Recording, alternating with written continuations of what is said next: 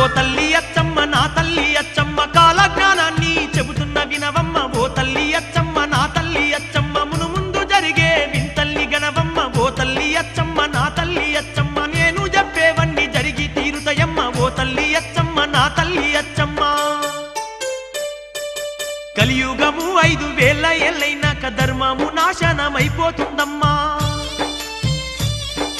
సల్ల కంటే గూడ కల్లు గొప్పదంటూ తాగేటి జనులే పెరిగిపోతారమ్మా దేవుడే లేడాను నాస్తికవాదులు దేశ దేశాన ఎక్కువైతారమ్మా నిజమైన భక్తులే తగ్గిపోతారమ్మా కపటదారులే పెరిగిపోతారమ్మా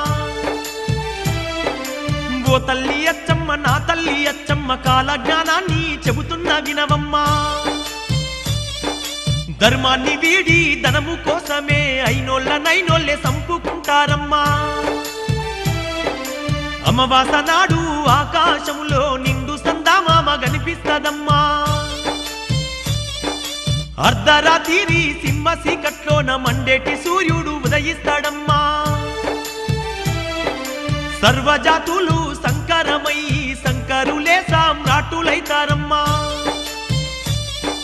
మును ముందు జరిగే వింతల్లి గణవమ్మ నేను చెప్పేవన్నీ జరిగి తీరుతాయమ్మా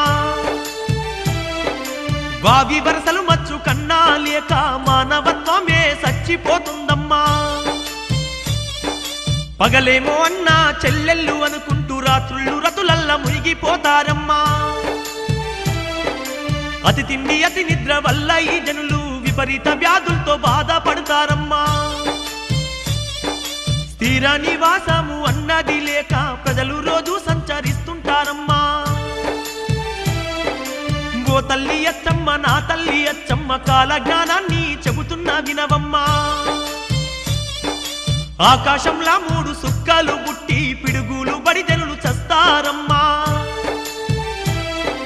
పట్టపగలు సుక్కలాను చూసి లెక్కలేని జనులు రాలిపోతారమ్మా ఇనుప స్తంభాలు చిగురిస్తాయమ్మా రెమ్మలు సాగి పూలు పూస్తాయమ్మా అడవి జంతువులు నగరాలపై బాడి నరుల నెత్తూరును తాగి వేస్తాయమ్మా